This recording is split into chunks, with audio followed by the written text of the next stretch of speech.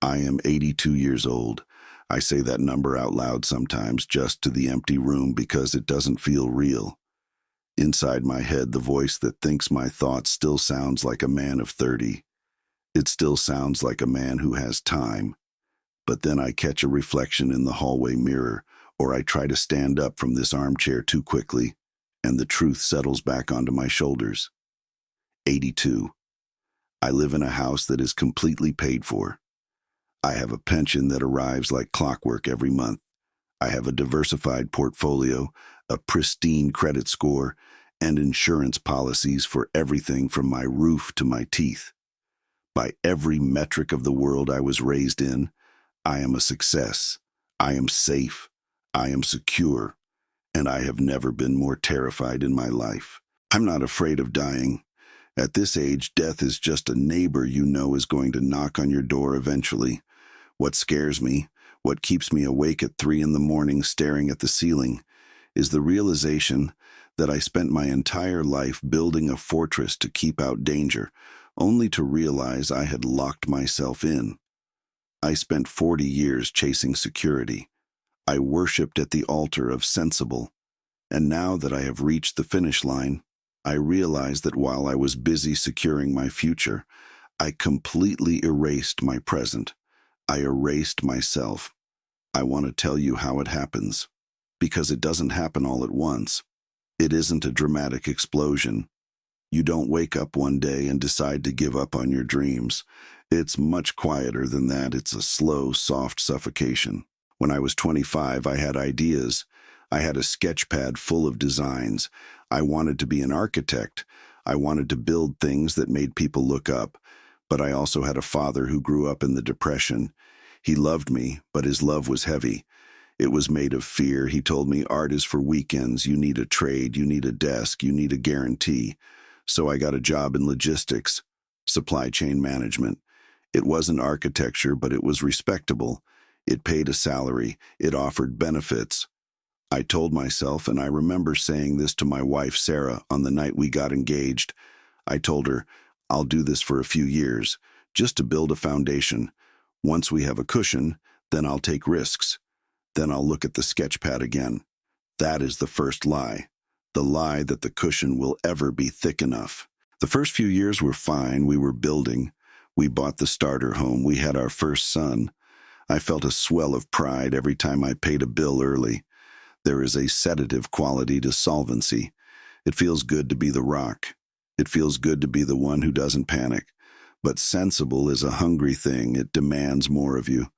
By 35, I was a manager. The hours were longer, but the pay was better. Sarah wanted to go to Italy. She had a book about Tuscany she used to keep on the nightstand. She'd show me pictures of these crumbling stone farmhouses. We could rent one, she'd say. Just for 2 weeks. Leave the kids with my mom. Just go. I looked at the bank account. We had the money. Technically, we could afford it. But then the voice in my head started up.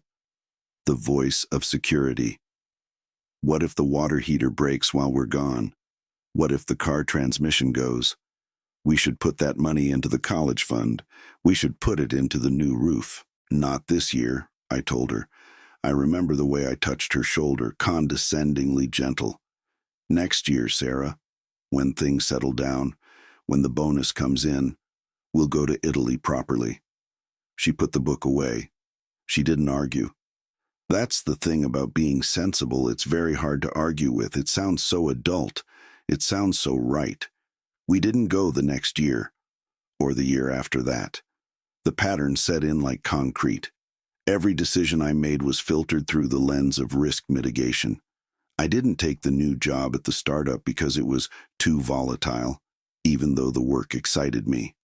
I stayed at the logistics firm. The fluorescent lights hummed. The coffee was always burnt.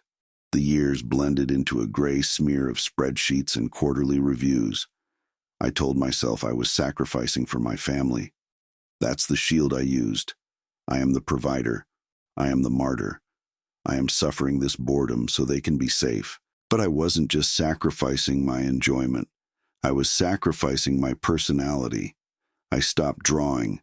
Sketching felt frivolous. It didn't make money. It didn't secure our future. So the sketch pads went into a box in the attic. I stopped laughing as much. Humor requires a certain looseness, a certain willingness to be silly. I was serious. I was focused on the mortgage. I was focused on the retirement calculator. I became a man who checked locks 3 times. I became a man who frowned at the grocery bill not because we couldn't afford it, but because it was inefficient. My children grew up. I was there physically. I was at the dinner table. But my mind was always somewhere else. I was mentally balancing the checkbook. I was worrying about the stock market correction. I remember my son, David, coming to me when he was 18. He wanted to take a gap year before college. He wanted to hike the Appalachian Trail. I didn't listen to his passion. I didn't see the fire in his eyes. I just saw risk. I saw a delay in his earning potential. I saw a gap in a resume. "That's a waste of time," I told him. "You lose momentum. You need to get your degree. You need to get established, then you can hike." He listened to me. He went to school. He became an accountant. He's 55 now. He hates his job. He's on his 2nd divorce. We talk on the phone maybe once a month. The conversations are polite. We talk about the weather. We talk about interest rates. We don't talk about the trail he never walked. I taught him how to be safe, and I think he hates me for it. The turning point, the moment the glass finally shattered, wasn't until I was 68. I had finally retired. This was it. The golden years. The time I had been saving for since I was 25. The deferred life plan was finally active. I came home one afternoon and found Sarah sitting in the kitchen. She wasn't cooking. She was just staring at the wall. The Tuscany book was on the table in front of her. It was dusty. "We can go now," I said. I felt magnanimous. I had the pension. I had the lump sum. "Book the tickets, Sarah. Let's go to Italy." She looked at me and her eyes were so tired. Not sleepy tired. Soul tired. "Arthur," she said, "I don't want to go anymore." I thought she was joking. "Of course you do. You've wanted to go for 40 years. "No," she said softly. "I wanted to go with the man who drew pictures on napkins. I wanted to go with the man who used to dream. I don't want to go with you. You're just a calculator now." It hit me like a physical blow. I tried to argue. I tried to show her the numbers. "Look how safe we are. Look how much we have." She died 3 years later. Cancer. It was quick. We never went to Italy. I sat by her hospital bed every day. I held her hand. And do you know what we talked about? We didn't talk about the pristine credit score. We didn't talk about how sensible I had been. She talked about the garden she wished she'd planted but didn't because I worried about the water bill. She talked about the friends we lost touch with because I was always too busy or too tired from work.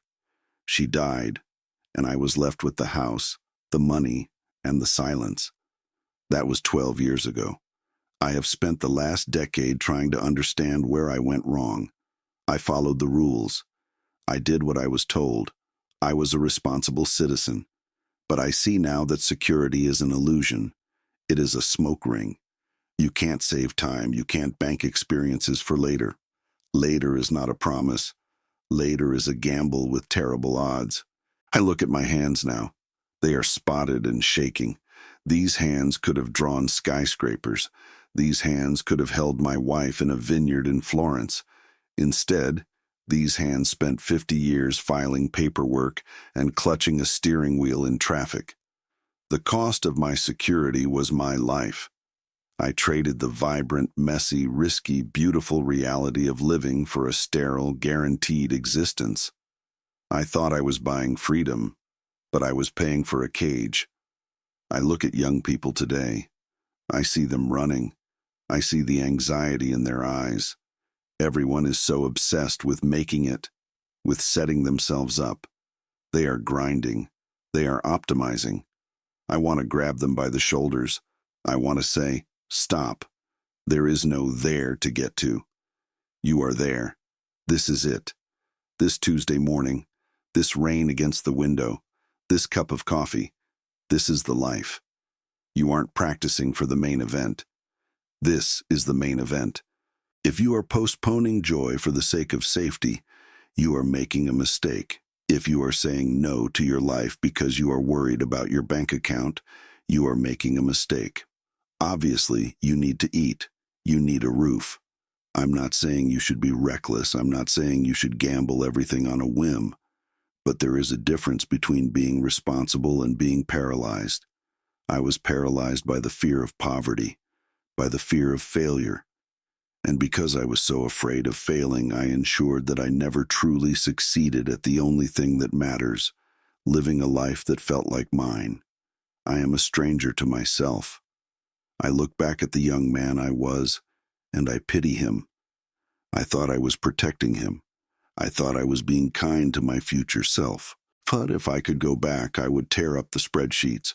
I would sell the house. I would take the job that scared me. I would take Sarah to Italy when we were 30, even if we had to put it on a credit card, even if we had to eat bread and cheese for a month when we got back, because the memory of that sunlight on her face would be worth more to me now than the number in my investment portfolio. The memory of her laughing in a piazza would be something I could hold on to in this quiet room. Instead, I have receipts, I have statements, I have a very organized filing cabinet, and I am so lonely. My children respect me, but they don't know me. How could they? I never showed them who I was.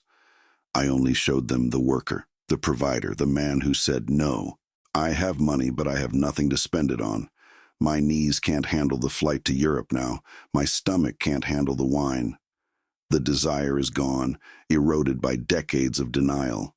You can't put a dream in a deep freeze for 40 years and expect it to thaw out fresh. It gets freezer burn, it loses its flavor, it dies. I am telling you this because I am running out of time. My world has shrunk to the size of this living room, and I don't want you to end up in a chair like this with a paid-off mortgage and a bankrupt soul. Don't let the fear of the future rob you of the present. Security is not the point of life. It's just the background. It's the stage, not the play. If you have a choice between sensible and alive, choose alive.